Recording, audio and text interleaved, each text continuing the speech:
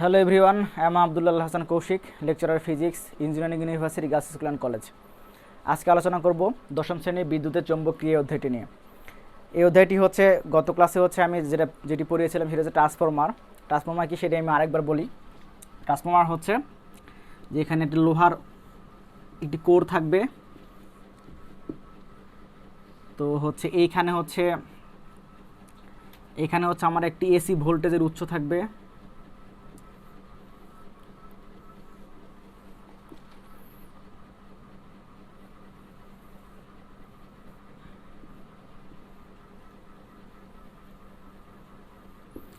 এটি হচ্ছে AC voltage এই পাশে, আর এই পাশে আমি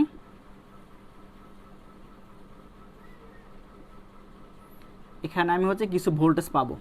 ব্যাপারটা হচ্ছে এরকম যে এখানে আমার যখন ভোল্টেজ দিব, এই যে এই কুণ্ডলীতে কিছু চৌম্বক ক্ষেত্র তৈরি হবে, এই চৌম্বক ক্ষেত্রের প্রভাবে এখানে কিছু ভোল্টেজ পাবো। সেটি কিভাবে হয় সেটি আমরা আগের কাছে আলোচনা করেছি। এটাকে বলে আবেশ প্রক্রিয়া, এটাকে বলা হয় আমরা তাড়িৎ চৌম্বক আবেশ। তো এগুলো আগে আমরা পড়ে আসছি। আমাদের যেমন এই দিকের কুণ্ডলীকে বলা হয় মুখ্য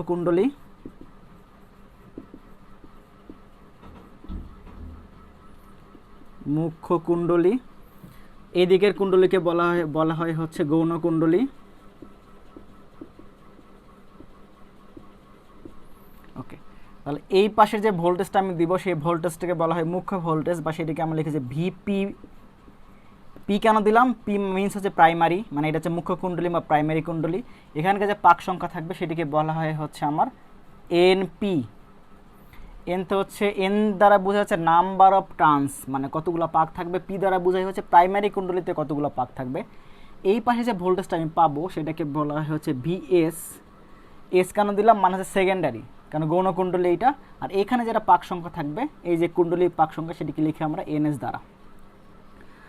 ওকে, আর এইখানে যে তড়িৎ সেটাকে লিখি আমরা আইপি দ্বারা, আর এই পাশে যে তড়িৎ সেটাকে লিখি আইএস দ্বারা। ওকে ওকে ফাইন। তো আমরা কিছু ফর্মুলা দেখেছিলাম। আমাদের দুই ধরনের ট্রান্সফর্মার ছিল, একটা স্টেপ আপ ট্রান্সফর্মার, একটা step down transformer. Step up ট্রান্সফর্মারটা কি? যেখানে আমি কম ভোল্টেজ দিয়ে ওখানে বেশি ভোল্টেজ যখন পাইতে চাই তখন সেটাকে বলি স্টেপ আপ ট্রান্সফর্মার। আবার যখন এখানে আমি বেশি ভোল্টেজ দিয়ে ওখানে কম ভোল্টেজ পাইতে চাই তখন সেটা স্টেপ ডাউন ট্রান্সফর্মার। আমরা স্টেপ আপ ট্রান্সফর্মার কখন হবে? যখন আমি এখানে কম ভোল্টেজ দিব, ওইখানে বেশি ভোল্টেজ পাবো। যেমন আমি ভিএসটা হবে আমার ফর্মুলা ছিল, ওইখানে যে ভোল্টেজটা পাবো সেটা নির্ভর করবো NS by NP into VP. এই ফর্মুলাগুলো আমরা আগে দেখে আসছি। আমরা 3 ধরনের ফর্মুলা আমরা ইউজ করেছিলাম। তো আজকে আবার যদি আমি কারেন্টের মধ্যে সম্পর্ক দেখতে চাই, সেটা আমরা আরেকটা ফর্মুলা ছিল ভিপি আইপি ইকুয়াল ছিল ভিএস আইএস। তো এগুলো ছিল আমার ফর্মুলা। এই ফর্মুলাগুলো ইউজ করে আজকে কয়েকটা প্রবলেম সলভ করব। তো এটা সবাই একবার তাকাও যে এটা কেন হয়, এটা আমি ব্যাখ্যা দিয়েছিলাম। ভিপিটা তোমার পাওয়ার, মানে ক্ষমতা। তোমরা তড়িৎ চাপটা দেখে আসছো, ক্ষমতাকে আমরা লিখতে পারি ভোল্টেজ ইন্টু কারেন্ট। তোমার 1 সেকেন্ডে কী পরিমাণ এনার্জি তোমার প্রডিউস হবে সেটিকে আমরা লিখি ভি ইন্টু আই, এটা পাওয়ার। তো আমার যেহেতু এনার্জি সংরক্ষণশীলতা নীতি মেনে চলে, তার মানে এখানে যে পরিমাণ এনার্জি তোমার উৎপন্ন হবে এখানে সেম পরিমাণ এনার্জি পাবো। তাহলে এখানকার এনার্জি হবে ভিপি আইপি, আর ওই পাশে এনার্জি হবে ওই পাশের ভোল্টেজ এবং ওই পাশের কারেন্টের তোমার গুণফল। তাহলে যেহেতু এনার্জি আমার কনজার্ভ বা শক্তি আমার সংরক্ষণশীলতা নীতি মেনে চলে, তো এই জন্য আমি লিখবো এই পাশে যে energy, that means VP IP equal হবে এই পাশের energy, that means VS IS. এই দুটো অবশ্যই ইকুয়াল হবে।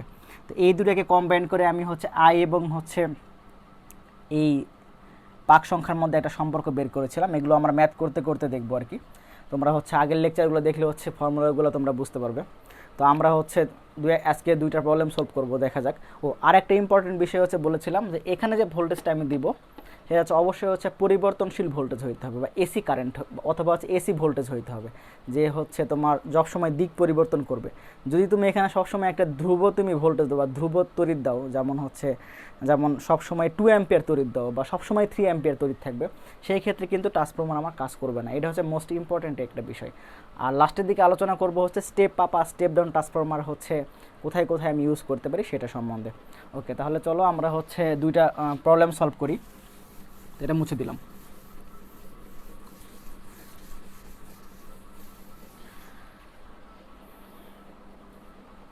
আমার প্রথম প্রবলেমটা হচ্ছে এরকম, যে এখানে ট্রান্সফরমারটা দেওয়া আছে,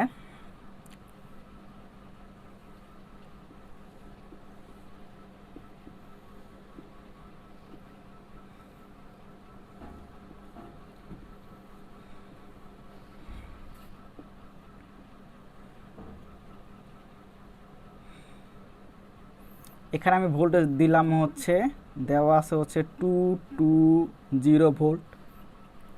এখানে কারেন্ট হচ্ছে তোমার 5 অ্যাম্পিয়ার।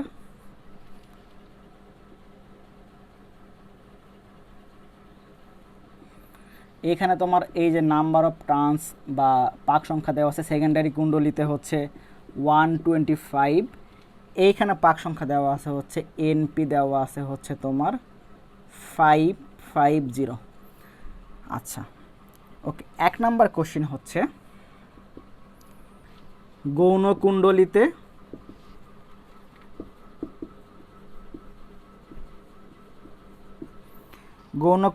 ভোল্টেজ নির্ণয় করো। ভোল্টেজ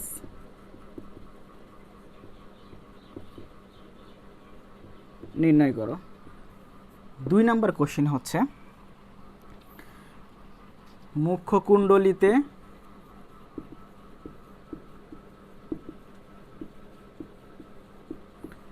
প্রদত্ত ক্ষমতা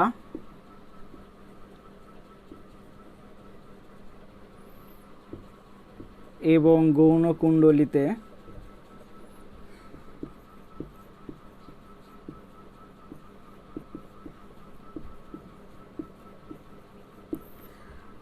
প্রদত্ত ক্ষমতা সমান গাণিতিক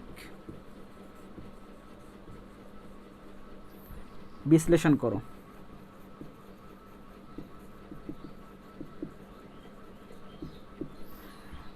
আমি হচ্ছে প্রবলেমটা তোমরা আবার দেখো, যে এখানে একটা ট্রান্সফরমার, এইটা হচ্ছে আমার মুখ্য কুণ্ডলী, কারণ এখানে আমি ভোল্টেজটা এখানে আমি দিয়েছি ফার্স্টে।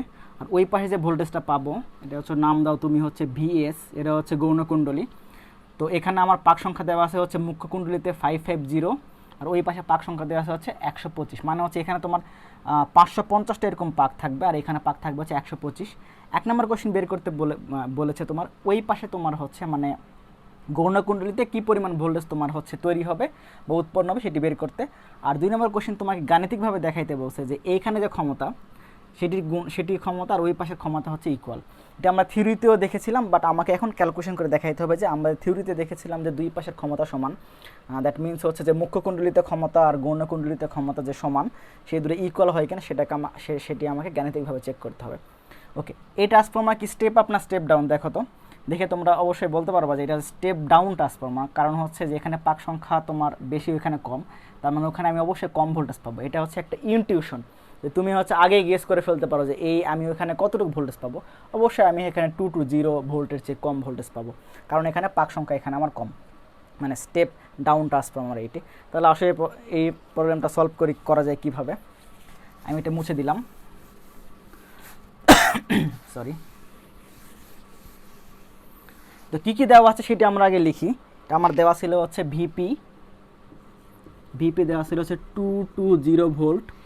এখানে তোমার আইপি দেওয়া ছিল হচ্ছে তোমার 5 অ্যাম্পিয়ার। এখানে হচ্ছে এনপি দেওয়া ছিল হচ্ছে 550, এনএস দেওয়া ছিল হচ্ছে 125। আমাকে বের করতে হবে ভিএস ইকুয়াল হচ্ছে হোয়াট। তো দেখো আমি হচ্ছে কোন ফর্মুলাটা ইউজ করব। দেখো আমার ভিপি এবং এনপি দেওয়া আছে, এনএস দেওয়া আছে, ভিএস দেওয়া আছে। তাহলে আমার যে একবারে যে বেসিক যে ফার্স্ট ফর্মুলাটা হচ্ছে আমি ইউজ করেছিলাম, মানে লিখেছিলাম, সেটি আমরা ইউজ করতে পারি। সেটি হচ্ছে এরকম ছিল আমার, ভিএস আমার ছিল হচ্ছে এনএস বাই এনপি ইন্টু হচ্ছে ভিপি। তাহলে আমি সবগুলো যদি মান বসাই দিই ইজিলি আমি ক্যালকুলেট করে ফেলতে পারবো। সেটি হচ্ছে এনএস এর মান বসাও 125, এনপির তুমি মান বসাও, এনপির মান হচ্ছে 550, আর ভিপির মান হচ্ছে তোমার 220। তুমি যদি এখানে বসাও তাহলে তুমি হচ্ছে ভিএস এর মান পাবা হচ্ছে 50 ভোল্ট। দেখো দেখো অবশ্যই আমি দেখো 220 হচ্ছে আমি কম ভোল্টেজ পেয়েছি। এটা আমি আগে বলেছিলাম যেহেতু স্টেপ ডাউন ট্রান্সফরমার, তাই আমি গৌণ কুণ্ডলিতে অবশ্যই হচ্ছে কম ভোল্টেজ পাবো মুখ্য কুণ্ডলিতে। এখন 2 নম্বর যে কোশ্চেনটা সেটি আমাকে দেখাইতে বসে হচ্ছে যে মুখ্য কুণ্ডলিতে যে ক্ষমতা তোমার মানে 1 সেকেন্ডে তোমার কি পরিমাণ এনার্জি তোমার উৎপন্ন হবে সেটি, আর গৌণ কুণ্ডলিতে 1 সেকেন্ডে যে মানে কি পরিমাণ এনার্জি উৎপন্ন হবে তার গুণফলটা সমান, মানে হচ্ছে দুই পাশে ক্ষমতা সমান। তো দেখো এটা আমি মুছে দিলাম। তো ক্ষমতা আমরা জানি হচ্ছে যে আমাকে দেখাইতে হবে যে ভিপি আইপি, মানে হচ্ছে এটা হচ্ছে মুখ্য কুণ্ডলিতে ক্ষমতা ইকুয়াল হচ্ছে ভিএস আইএস, এই দুটা ক্ষমতা হচ্ছে আমার ইকুয়াল। তো দেখো, তো আমি হচ্ছে ফার্স্টে ভিপি আইপি ক্যালকুলেট করি, যেহেতু আমার ভিপি এবং আইপি অলরেডি দেওয়া আছে কোশ্চেনে। তো ভিপি আইপি সমান কত হবে, ভিপির মান হচ্ছে 220, আইপির মান হচ্ছে 5। তুমি যদি প্রোডাক্ট নাও তাহলে হবে হচ্ছে এটি হবে হচ্ছে 1100, যেহেতু এটা ক্ষমতা তার মানে এরা তুমি পি হচ্ছে দাও, ওকে, তাহলে এটা হচ্ছে ওয়াট, ক্ষমতাটা হচ্ছে ওয়াট, আমরা জানি হচ্ছে ওয়াট। এখন আমাকে এটি হচ্ছে পিপি মানে হচ্ছে মুখ্য কুণ্ডলিত ক্ষমতা, মানে এই মানে পি মানে হচ্ছে প্রাইমারি পাওয়ার, আর পি মানে হচ্ছে ফর প্রাইমারি কুণ্ডলী, মানে হচ্ছে মুখ্য কুণ্ডলীর জন্য। আর আমাকে এখন দেখাইতো যে পিএস এর ফর্মুলা কি হচ্ছে ভিএস আইএস। এখন দেখো তোমার তো ভিএস আমি একটু আগে বের করে ফেলেছিলাম, সেটি হচ্ছে আমার 50 ভোল্ট, বাট আনফর্চুনেটলি আমাকে আইএস কিন্তু এখানে দেওয়া নেই কোশ্চেনে। দেখো খেয়াল করে, আইএস কিন্তু কখনোই কোশ্চেনে দেওয়া, মানে এই কোশ্চেনে দেওয়া ছিল না। তো আইএস যেহেতু আমার দেওয়া নাই, তো হচ্ছে আমি হচ্ছে আইএসটা না বের করতে পারলে কিন্তু আমি হচ্ছে এই গৌণ কুণ্ডলিতে ক্ষমতা বের করে ফেলতে পারবো না। তাহলে আইএস বের করবে কিভাবে, তো আমাদের ওই যে ফর্মুলাটা আইএস এবং এনএস এবং আইপি এবং এনপির মধ্যে একটা ফর্মুলা ছিল, দেখো মনে করার চেষ্টা করো। তো ফর্মুলাটা আমি লিখি, সেটি ছিল হচ্ছে আমার আইপি এনপি ইকুয়াল ছিল হচ্ছে আইএস এনএস। দেখো এখান থেকে তুমি আইএস বের করে ফেলতে পারবা, কারণ আমার আইপি দেওয়া আছে, এনপি দেওয়া আছে, এনএস দেওয়া আছে। তাহলে আইএস তুমি বের করে ফেলতে পারবা কিভাবে, আইএস ইকুয়াল হবে হচ্ছে আইপি এনপি ডিভাইড বাই হচ্ছে আমার এনএস। তুমি যদি সবগুলো মান এখানে বসাই দাও, এখানে মান যদি তুমি বসাই দাও, ওকে, আমি এই পাশে ইউজ করি, এটা মনে রাখো, এটা ছিল হচ্ছে 1100 ওয়াট,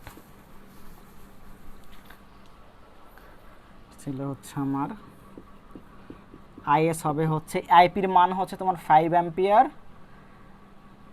আইপির মান 5 অ্যাম্পিয়ার, এনপির মান হচ্ছে তোমার 550, এনএস এর মান হচ্ছে তোমার 125।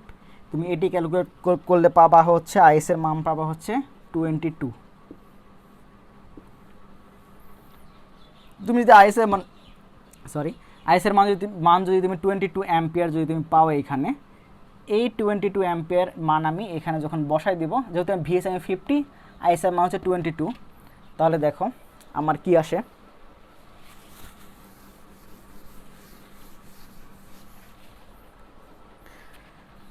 আমার হচ্ছে পিএস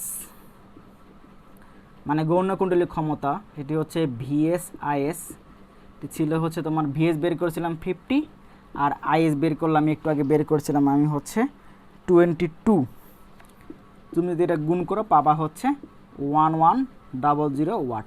তাহলে দেখো আমার মুখ্য কুণ্ডলিতে যে ক্ষমতা ছিল হচ্ছে আমার 1100 ওয়াট, আর গৌণ কুণ্ডলিতে ক্ষমতা পেলাম হচ্ছে 1100 ওয়াট। তাহলে আমি কী লিখতে পারি পিপি ইকুয়াল হচ্ছে পিএস। তাহলে আমি হচ্ছে গাণিতিকভাবে দেখাইলাম যে গৌণ কুণ্ডলিতে যে পরিমাণে এনার্জি তুমি পাবা 1 সেকেন্ডে, ক্ষমতা আমি বলেছি, মানে 1 সেকেন্ডে কী পরিমাণ তুমি এনার্জি গৌণকুণ্ডলিতে পাবা, সেটি হচ্ছে মুখ্য কুণ্ডলিতে তুমি যে পরিমাণ এনার্জি দিবা সেই সমান এনার্জি তুমি হচ্ছে পাবা। এটি আমাকে দেখাইতে বলছিল, এটি আমি দেখাইলাম। এটি হচ্ছে আমার থিওরি ছিল এরকম যে তোমার এনার্জি যেহেতু কনজার্ভ, সবসময় মনে রাখো যে তুমি মুখ্য কুণ্ডলিতে তুমি যে পরিমাণ এনার্জি দিবা গৌণ কুণ্ডলিতে অবশ্যই সেম পরিমাণ এনার্জি পাবা। তো এটা হচ্ছে তোমাকে জাস্ট গাণিতিকভাবে তোমাকে ভেরিফিকেশন করতে হবে যে মানে এটা অবশ্যই হবে আর কি। ওকে, এটা আমি মুছে দিলাম। 2 নম্বর প্রবলেমে আসি। এগুলো সবই হচ্ছে বোর্ডে আসছে, আর এই টাইপের ম্যাথই তোমার সবসময় বোর্ডে আসবে। তো আর একটু ডিফিকাল্ট, একটু ম্যাথ ডিফিকাল্ট মানে কি, একটু কনসেপচুয়াল ম্যাথ যদি আমি ট্রাই করতে চাই তাহলে হচ্ছে দেখো। ওকে ফাইন, তাহলে আমার দেখো এই ম্যাথে হচ্ছে পরপর তোমার 2টা কুণ্ডলী দেওয়া আছে।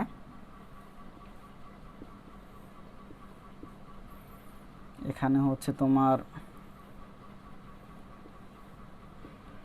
একটা কুণ্ডলী, এখানে তোমার হচ্ছে ইনপুট লেখা হচ্ছে ইনপুট এসি, মানে তুমি এখানে এসি তুমি কারেন্ট দিবে, এখানে এই কথাটা বলা আছে ইনপুট। আর এখানে তোমার হচ্ছে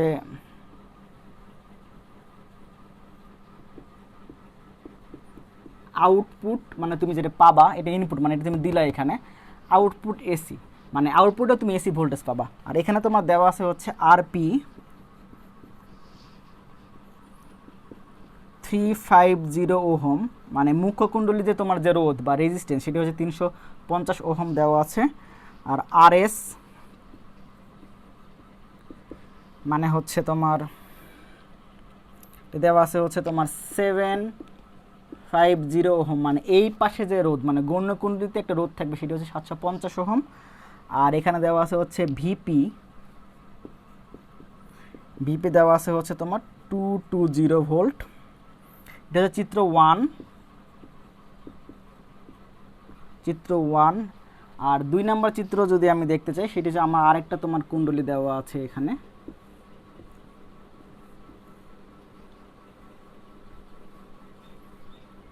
আরেকটি ট্রান্সফরমার দেওয়া আছে, সেটি হচ্ছে এখানে লেখা আছে হচ্ছে তোমার ইনপুট ডিসি। আর তোমার হচ্ছে এখানে এখানে একটা কুণ্ডলী আউটপুট 0, হচ্ছে চিত্র 2। তোমার 1 নাম্বার কোশ্চেনে তোমার বলা আছে হচ্ছে নাম্বার 1 কোশ্চেন, সেটি হচ্ছে চিত্র 1 থেকে গৌণ কুণ্ডলীর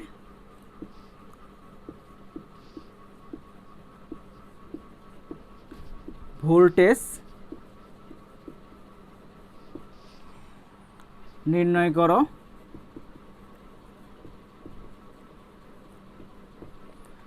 2 নাম্বার কোশ্চেন হচ্ছে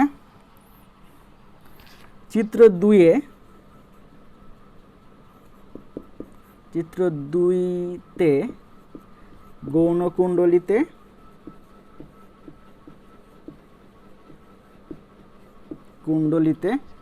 শূন্য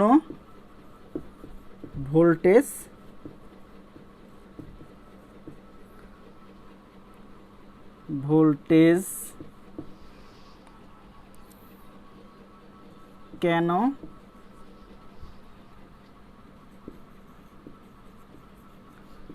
পাওয়া গেল? গাণিতিক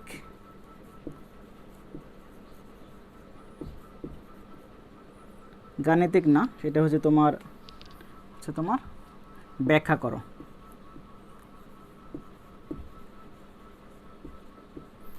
ওকে, তাহলে 2টা চিত্র কিন্তু পাশাপাশি 2টা চিত্র একটু ভালো করে তোমরা লক্ষ্য করো। সেটি হচ্ছে প্রথম চিত্রে তোমার এখানে ইনপুট এসি, মানে এখানে যে ভোল্টেজটা দিব সেটি হচ্ছে এসি ভোল্টেজ, আউটপুট আমি পাচ্ছি হচ্ছে এসি।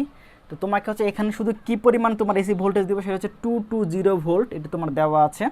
আর এই পাশে যে রোধ তোমার সার্কিটের যে রোধ সেটি হচ্ছে তোমার 350 ওহম। আর আমার গৌণ কুণ্ডলিতে যে রোধ 750 ওহম সেটি দেওয়া আছে। আর চিত্র 2 সিম্পল, তোমার ইনপুট দিয়েছে হচ্ছে ডিসি আর আউটপুট তোমার দেখাচ্ছে জিরো, এটা তোমার দেখাচ্ছে এটা তোমার উদ্দীপকের চিত্র। তোমাকে এক্সপ্লেন করতে হবে যে তুমি কেন হচ্ছে এখানে 0 ভোল্টেজ তুমি পেয়েছো। ওকে, তাহলে আমরা আস্তে আস্তে শুরু করি। প্রথমে কোশ্চেন যদি সলভ করতে চাই তাহলে এটা আমি মুছে দিলাম, একটু ভালো করে দেখো।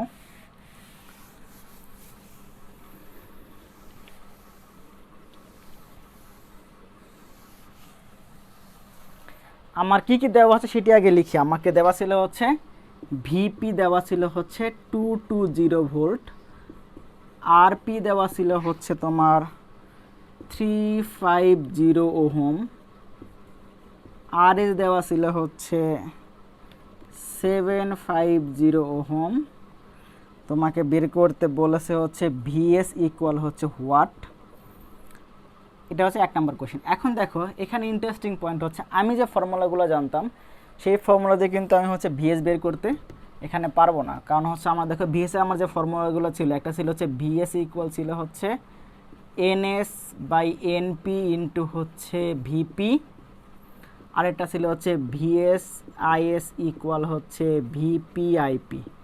দেখো এই দুটো ফর্মুলা এখানে ইউজ করতে পারবো না, একটা কারণ হচ্ছে তোমার দেখো এনএস এনপি দেওয়া নাই এখানে, যদিও ভিপি দেওয়া আছে কিন্তু এনএস এনপি তোমার দেওয়া নেই, তুমি তার মানে এটা ইউজ করতে পারবো না।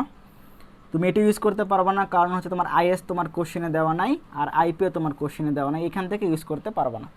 বাট সামহাউ আর আমাকে ম্যানিপুলেট করে ফর্মুলাগুলো নতুন একটা ফর্মুলা বানাই, তারপর হচ্ছে আমি এই রোধের মাধ্যমে আমি নিয়ে এসে তারপর হচ্ছে ফর্মুলা আমি ইউজ করতে পারবো, কারণ আমি একটা ফর্মুলা জানতাম, সেটি হচ্ছে ভি সমান হচ্ছে আইআর।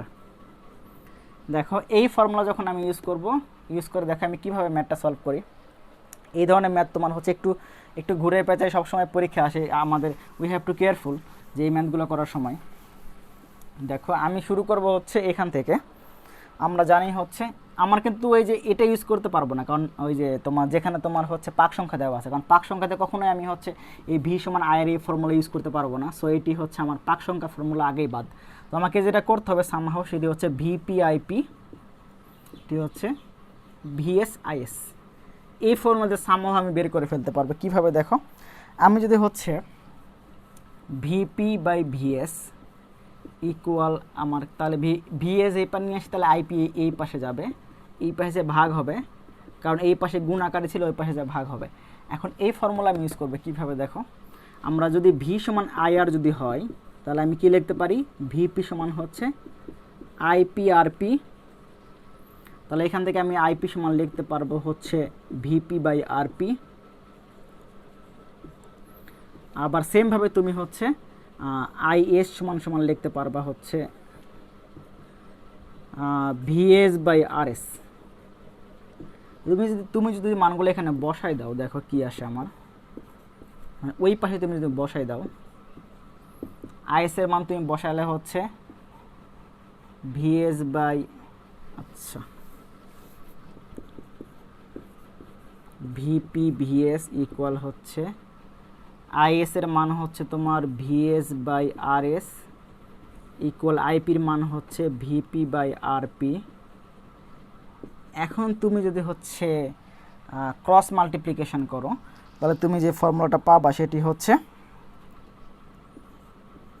দেখো এই ভিপি এই পার আসবে ভিপি স্কোয়ার, আর এই ভিএস এই পার আসবে ভিএসি স্কোয়ার, আর এই আরপি উপরে উঠে চলে যাবে, নিচে যে ভাগ আছে ওই পার তুমি যদি উল্টাই দাও তাহলে উপরে উঠে চলে যাবে, আর এসটা নিচে আসবে, তাহলে হবে হচ্ছে আমার আরপি বাই আরএস।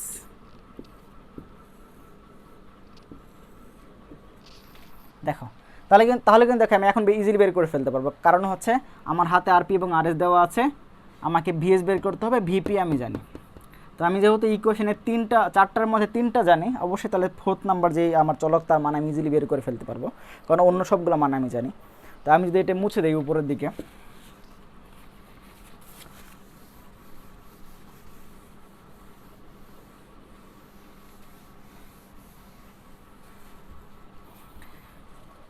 এখন তাহলে আমি সবগুলো, তাহলে এখানে কি হবে দেখো, তাহলে ভিপি বাই ভিএস সমান সমান হবে হচ্ছে √ওভার আরপি বাই আরএস। তুমি সবগুলো মান যদি এখানে বসাই দাও ভিপির মান ছিল হচ্ছে তোমার 220, ভিএস এর মান তুমি বসাইলা, আরপির মান হচ্ছে তোমার 350, আরএস এর মান হচ্ছে তোমার 750।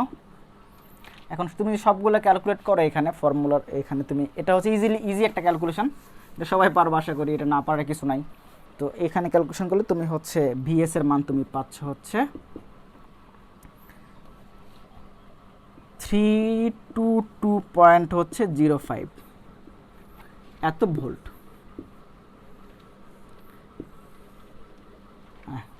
ওকে ফাইন, দেখো এই মানটা তুমি পাচ্ছ এখানে, ইজি একটা ম্যাথ। শুধু আমাকে ওই যে ফর্মুলাগুলো একটু ম্যানিপুলেট করতে হয়েছে, যে আমি আগের ফর্মুলা যে ভি সমান আয়ের যে ফর্মুলা, ভি সমান আয়ের ছিল হচ্ছে আমার ওহমের ফর্মুলা, ওই ফর্মুলা ইউজ করে আমি সামহাও আইকে এলিমিনেট করে আমি হচ্ছে ভি এবং আর এর মাধ্যমে নিয়ে আসছি। কেন ভি এবং আর এর মাধ্যমে নিয়ে আসছি? কারণ হচ্ছে আমাকে এখানে যেহেতু কোশ্চেন আর দেওয়া আছে, তো সামহাও আমাকে আর এ নিয়ে আসতে হবে এবং অবশ্যই সেখানে ভি থাকতে হবে। এন এর যেহেতু এখানে কোনো হচ্ছে এন কোনো দেওয়া নেই, তো এন এর ফর্মুলা আমি ইউজ করি না, খুবই সিম্পল, আমি একটু ঠান্ডা মাথায় চিন্তা করলে বুঝতে পারবো এটা কী হয়। 2 নম্বর কোশ্চেনটা হচ্ছে দেখো 2 নম্বর যে চিত্র ছিল সেখানে আমি ওখানে ভোল্টেজটা আউটপুট পেয়েছি হচ্ছে 0। আমি যদি আরেকবার আমি চিত্রটা আঁকাই, আমার এরকম ছিল হচ্ছে,